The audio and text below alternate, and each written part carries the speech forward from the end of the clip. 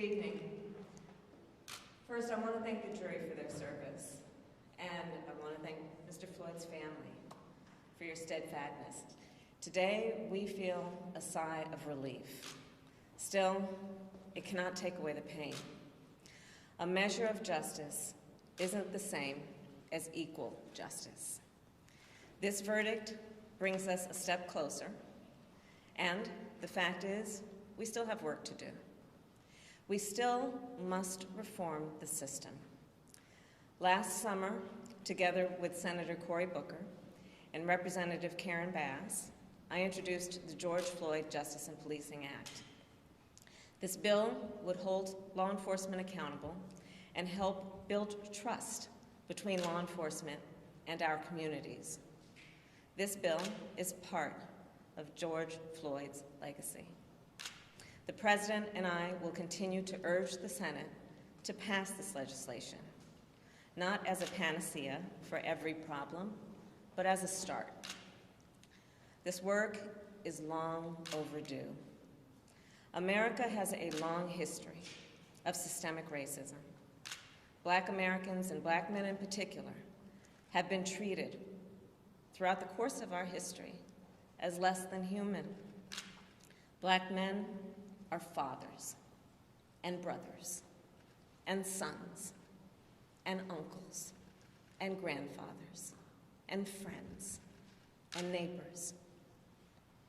Their lives must be valued in our education system, in our healthcare system, in our housing system, in our economic system, in our criminal justice system, in our nation. Full stop.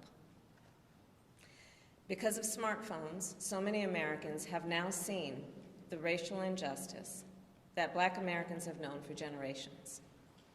The racial injustice that we have fought for generations, that my parents protested in the 1960s, that millions of us, Americans of every race, protested last summer.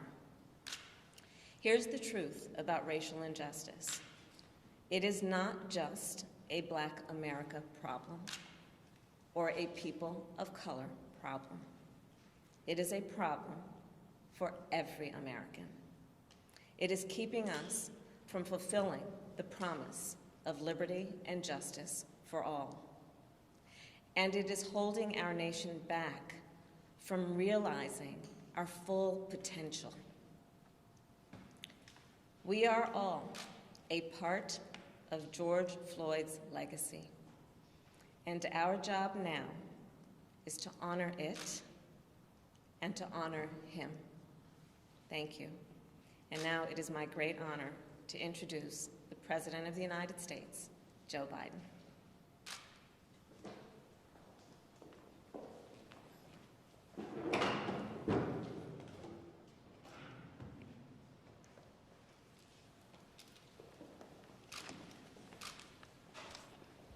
Today,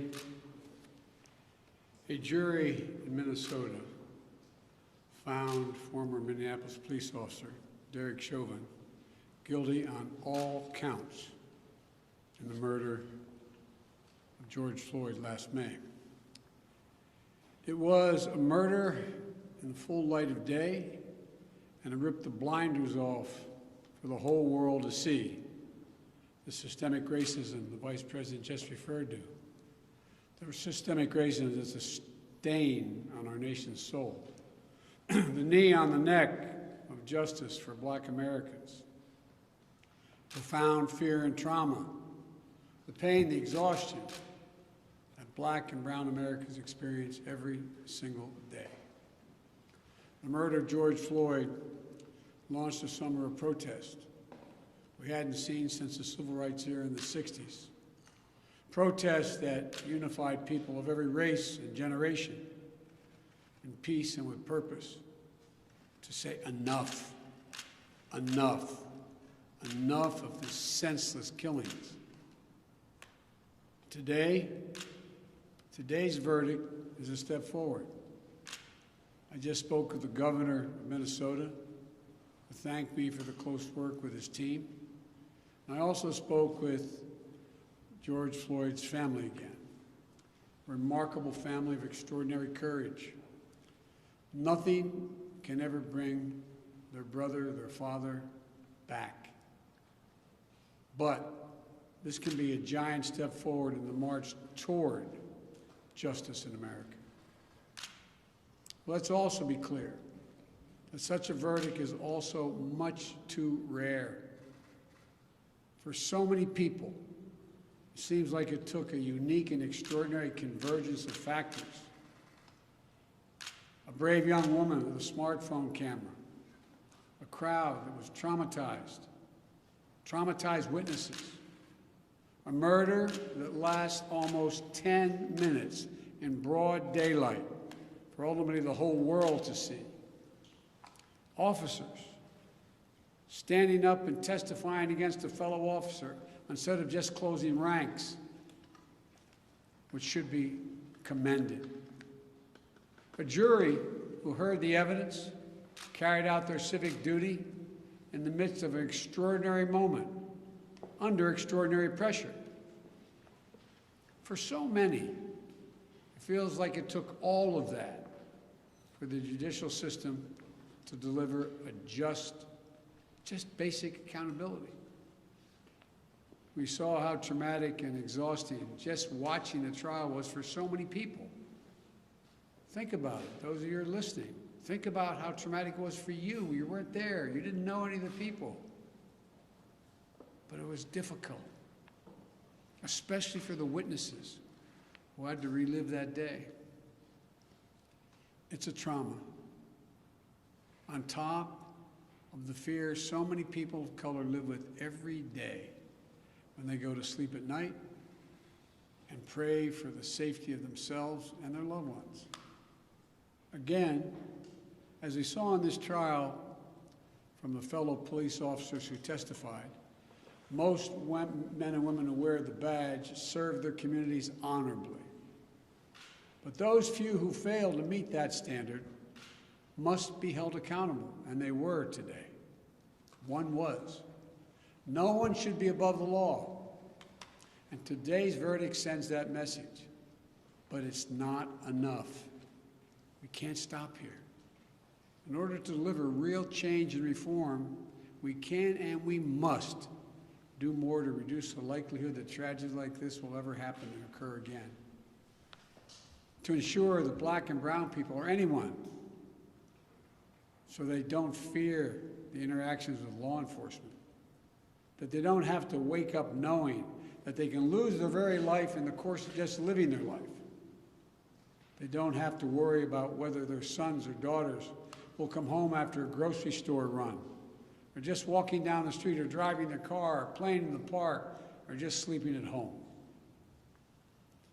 And this takes acknowledging and confronting head-on systemic racism and the racial disparities that exist in policing and in our criminal justice system more broadly. You know, state and local government and law enforcement needs to step up, but so does the federal government. That's why I've appointed the leadership of the Justice Department that I have, that is fully committed to restoring trust between law enforcement and the community they are sworn to serve and protect. I have complete confidence in the Attorney General, General Garland's leadership and commitment. I've also nominated two key Justice Department nominees, Vanita Gupta and Kristen Clark, who are eminently qualified, highly respected lawyers who have spent their entire careers fighting to advance racial equity and justice. Vanita and Kristen have the experience and the skill necessary to advance our administration's priorities to root out unconstitutional policing and reform our criminal justice system, and they deserve to be confirmed. We also need Congress to act. George Floyd was murdered almost a year ago. There's meaningful police reform legislation in his name. You just heard the Vice President speak of it. She helped write it. Legislation to tackle systemic misconduct in police departments, to restore trust between law enforcement and the people they're entrusted to serve and protect. But it shouldn't take a whole year to get this done. In my conversations with the Floyd family, I spoke to them again today, I assure them we're going to continue to fight for the passage of the George Floyd Justice and Policing Act so I can sign it into law as quickly as possible. There's more to do. Finally, it's the work we do every day to change hearts and minds as well as laws and policies. That's the work we have to do. Only then will full justice and full equality be delivered to all Americans. And that's what I just discussed with the Floyd family. The guilty verdict does not bring back George. But through the family's pain, they're finding purpose. So George's legacy will not be just about his death, but about what we must do in his memory. I also spoke to Gianna, George's young daughter again. When I met her last year, I've said this before, at George's funeral, I told her how brave I thought she was. And I sort of knelt down to hold her hand. I said, Daddy's looking down on you, he's so proud. She said to me then, I'll never forget it, Daddy changed the world. And I told her this afternoon, Daddy did change the world. Let that be his legacy. A legacy of peace, not violence, of justice. Peaceful expression of that legacy are inevitable and appropriate. But violent protest is not. And there are those who will seek to exploit the raw emotions of the moment, agitators and extremists who have no interest in social justice, who seek to carry out violence, destroy property, fan the flames of hate and division, who will do everything in their power to stop this country's march toward racial justice. We can't let them succeed.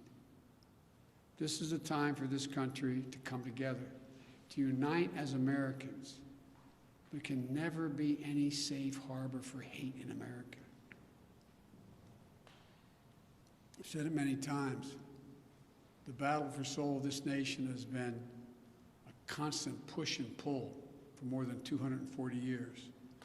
A tug of war between the American ideal that we're all created equal and the harsh reality that racism has long torn us apart. At our best, the American ideal wins out. So we can't leave this moment or look away thinking our work is done. We have to look at it, we have to look as we did for those 9 minutes and 29 seconds. We have to listen. I can't breathe. I can't breathe. Those are George Floyd's last words. We can't let those words die with him. We have to keep hearing those words. We must not turn away. We can't turn away. We have a chance to begin to change the trajectory in this country. It's my hope and prayer that we live up to the legacy. May God bless you. And may God bless George Floyd and his family. Thank you for taking the time to be here. This can be a moment of significant change. Thank you.